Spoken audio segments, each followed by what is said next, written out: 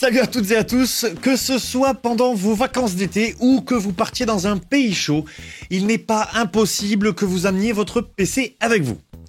Si vous suivez un petit peu la chaîne, vous savez certainement que les composants à l'intérieur de votre PC n'apprécient pas spécialement la chaleur. Heureusement, aujourd'hui, je vais vous donner quelques astuces pour refroidir votre PC quand il fait chaud. Et on commence avec l'emplacement.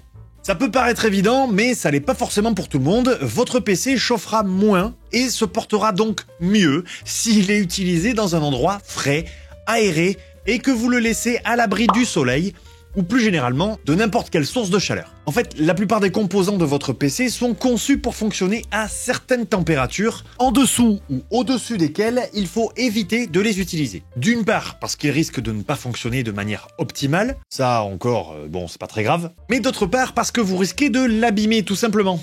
Et ça, c'est un peu plus problématique. Donc en résumé, essayez de l'utiliser au maximum dans une pièce climatisée, si vous avez l'occasion de le faire, ou dans une pièce naturellement fraîche, mais il peut évidemment arriver que vous n'ayez rien de tout ça. Et pour vous, pas de panique, j'ai d'autres solutions, comme par exemple la ventilation. Un PC bien ventilé, c'est un PC qui refroidit bien ses composants. Mais si ça fait un moment que vous utilisez votre PC, c'est pas impossible que vous y trouviez de la poussière. Et la poussière, comme dans beaucoup de cas, c'est votre pire ennemi. En tout cas, c'est un ennemi dont on a du mal à se débarrasser, vous le savez. N'hésitez pas à vous procurer une bombe à air sec que vous pourrez passer dans les grilles d'aération ou carrément sur les ventilateurs ou les composants de votre PC si vous pouvez y accéder. Pour les PC de bureau, même si ça peut paraître complètement contre-intuitif, je vous conseillerais de ne pas ouvrir le boîtier de votre PC lorsque vous l'utilisez. D'une part parce que ça facilite l'entrée de la poussière qui vient se déposer donc sur les composants et sur les ventilateurs, et ça on veut pas. Mais également parce que votre PC est pensé pour faire circuler l'air d'une certaine manière dans votre PC. Et si votre tour est bien conçu, l'air frais devrait entrer par un endroit, passer par les composants qui nécessitent d'être refroidis et donc se réchauffer à leur contact, pour être enfin soufflé par un autre côté du boîtier une fois qu'il est réchauffé. Donc forcément, si vous ouvrez le boîtier de votre PC, ça casse un petit peu le circuit d'air. Bon, après, moi, ça m'est arrivé de le faire et de mettre un énorme ventilateur devant. Quand il fait vraiment chaud, ça peut être une solution.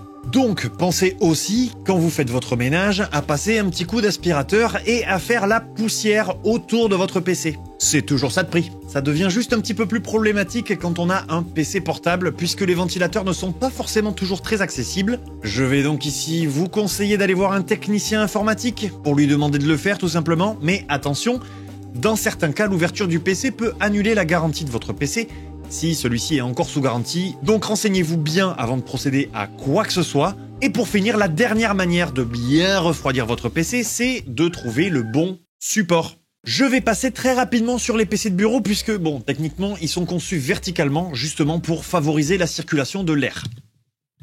Pardon. Même si vous pouvez bien évidemment surélever un petit peu votre PC pour que l'air circule encore mieux. Mais en bref, ici, on va plutôt parler laptop.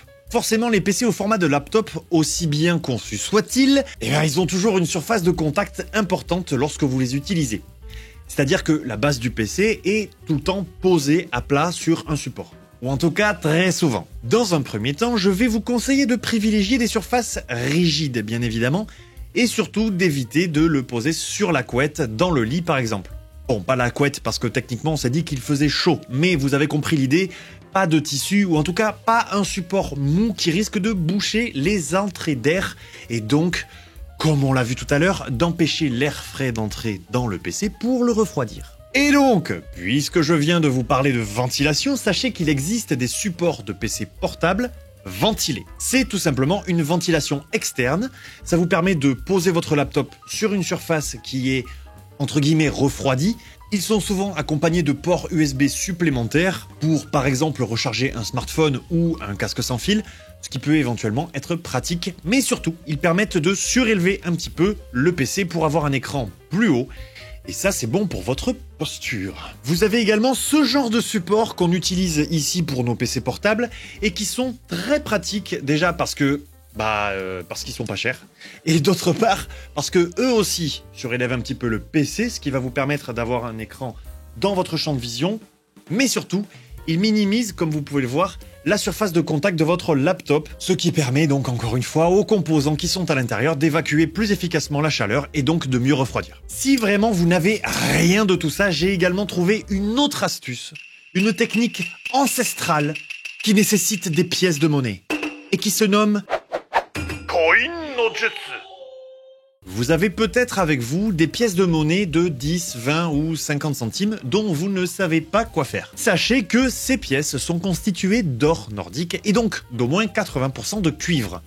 Et il se trouve que le cuivre conduit bien la chaleur, ce qui va donc permettre un transfert naturel de cette chaleur vers les pièces, surtout si la plaque de votre PC est métallique. Vous pouvez à tout moment connaître la température de votre PC, soit en utilisant des logiciels qui le permettent, je vous laisserai aller checker ça sur internet, soit en passant par le BIOS de votre PC. Grosso modo, il vous suffit de redémarrer votre ordi et d'appuyer sur une touche particulière au bon moment lors de l'allumage de votre PC. Normalement, c'est indiqué sur l'écran de démarrage de votre PC, mais c'est souvent F2, Supr, F12 ou même échappe parfois. Et encore une fois, attention à ne pas faire de mauvaises manips quand vous êtes dans le BIOS. Ne le faites que si vous êtes sûr de vous. Dans tous les cas, je vous le rappelle une dernière fois, essayez d'utiliser votre PC au maximum dans un endroit frais. Si ce n'est pas possible, faites-le de préférence le matin ou le soir quand il fait un peu plus frais. Ventilez bien le PC, abonnez-vous et quant à moi je vous dis à très bientôt dans une prochaine vidéo. Prenez soin de vous et prenez soin de votre PC. Ciao. Buvez de l'eau aussi, c'est bon l'eau.